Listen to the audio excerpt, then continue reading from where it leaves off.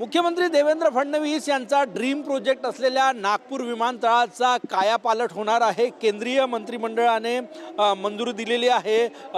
गेले अनेक वर्ष ही फाईल दिल्लीत पडून होती, परंतु मुख्यमंत्री देवेंद्र फडणवीस यांनी सातत्याने पंतप्रधान नरेंद्र मोदी यांच्याकडे पाठपुरावा केला आणि कालच्या केंद्रीय मंत्रिमंडळाच्या बैठकीत याला मंजुरी मिळालेली आहे। आपण बघू शकतो नागपूरचं हे विमानतळ आणखी एक धावपट्टी या ठिकाणी तयार होणार आहे। त्यासोबतच दरवर्षी 3 कोटी प्रवासी क्षमता जी आहे ती निर्माण केली जाणार आहे। यामुळे विदर्भाच्या विकासाला गती मिळेल, नवीन उद्योग येईल, गुंतवणूक वाढेल आणि रोजगारालाही गती मिळणार। आपण बघू शकतो या ठिकाणी मिहानची मोठ्या प्रमाणात जागा या ठिकाणी आहे आणि याचा वेगाने विस्तार जो आहे तो केला जाणार आहे। पहिल्या टप्प्यात प्रवासी टर्मिनल क्षमता 40 लाखांपर्यंत वाढवण्यात येणार आहे।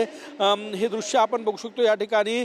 या निर्णयानुसार विमानतळ प्राधिकरणाकडून मिहान इंडिया लिमिटेडला भाडेतत्त्वावर दिलेल्या जमिनीचा लीज कालावधी जो आहे तोही 2039 पर्यंत वाढवण्यात आलेला आहे आणि आंतरराष्ट्रीय कनेक्टिव्हिटी विदर्भात होणार आहे। त्यासोबतच मालवाहू क्षमताही वाढणार आहे आणि सगळ्यात महत्त्वाचं म्हणजे नागपूर हे आता मध्य भारतातील विमान वाहतूक सेवेचं केंद्र बनणार आहे।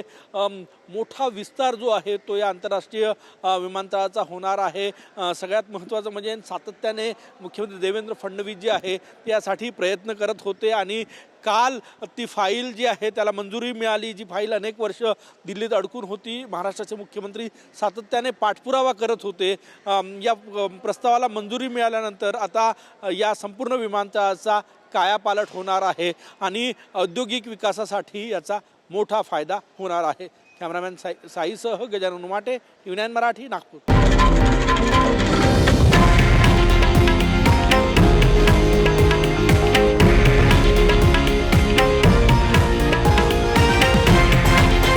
हे आहे देशातील नंबर 1 न्यूज नेटवर्क आणि आपण पाहत आहात TV9 मराठी, एकमेव।